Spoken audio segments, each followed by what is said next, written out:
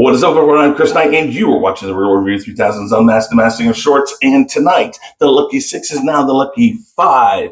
And on episode 11 of season 13 of The Masked Singer, the theme is Soundtrack of My Life?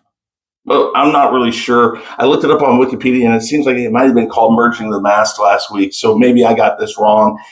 I don't know. They don't put this stuff out at the beginning of the season. They should put out a list of every episode's theme or title at the beginning of the season, because it doesn't tell us anything about what's going on. So, I mean, we're getting it. Soundtrack of My Life. That's what it's called. So here we go. Now, do me a favor really quick, guys. Smash that like button down below and hit the subscribe button. It helps us with the YouTube algorithm. That's really important. Helps the channel go.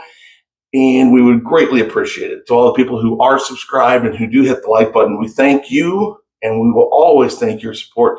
Thank you, thank you, thank you. Now, let's get to who was voted off. Last week, it was Paparazzo, Matthew Lawrence. It's what we said. It was correct guess by us. That's our guess.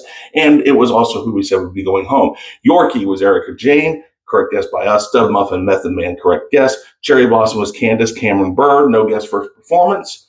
Griffin was James Vanderbeek. Correct guess by us. Space Ranger Flavor Flav. Correct guess by us. Bat was Sheena Shea. First performance. No guess. Ant was Aubrey O'Day, correct guess by us. Fuzzy Peas was Oscar De La Hoya. We knew who it was, but we were sick, didn't do a video, and that means it doesn't count.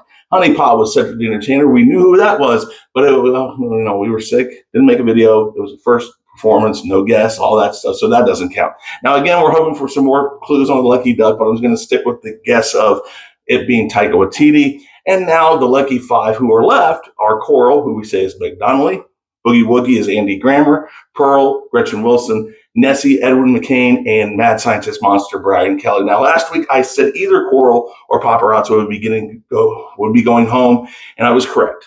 And this week I'm picking Coral to go home since she didn't go home last week. I believe it's her week to go and get wicked. And as I said, I just think that the other four masks are better overall singers.